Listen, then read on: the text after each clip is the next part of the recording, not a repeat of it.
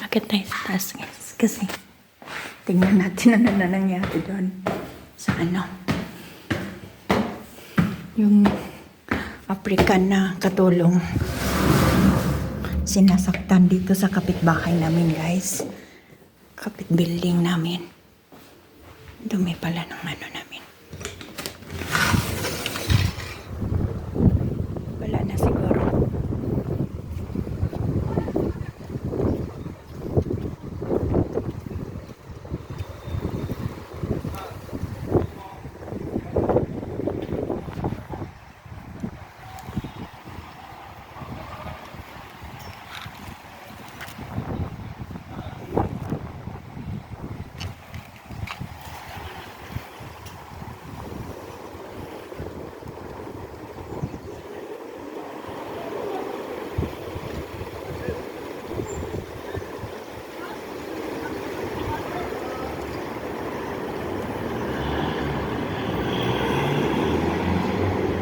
Ayan, nakuha na siya ng pulis.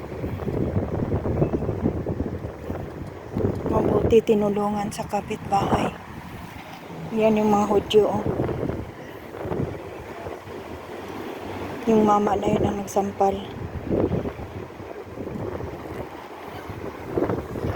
Mabuti nakuha na, thanks God, nakuha na ng pulis yung ano. Yung dito sa kapitbahay namin na umiiyak kanina, sinampal siya ng alhamdulillah. Nakuha na. Sinaktan siya, guys. Buti nakuha na ng pulis.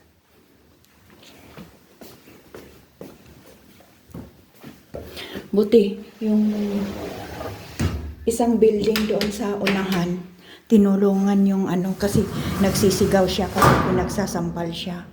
Nung nakaraan, guys, nag-aano yan siya. Nag-aano din, may nagsisigaw din. Akala ko may nag-away lang na mag-asawa ba. Yun pala, yun siya. Ngayon, nakatakbo siya. Tapos, hinihila siya papasok. Tapos ayaw niya, sinampal siya. Kaya nag-iiyak siya. Siguro sa loob pa ng bahay, pinagsasampal na siya. Kaya tumakbo siya. Ayan yung niece namin. Ayan, thanks God. Nagdasal kaya ako.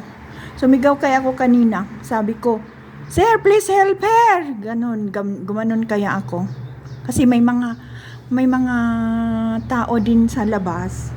Tumitingin lang sa isang building lang yung madam na yon. Tapos, doon sa kabilang building, sa harap, tinulungan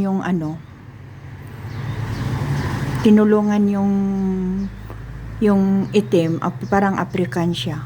Ayun, nadala na siya. Tapos tumawag sila ng pulis, tapos yun, nakuha na siya, alhamdulillah.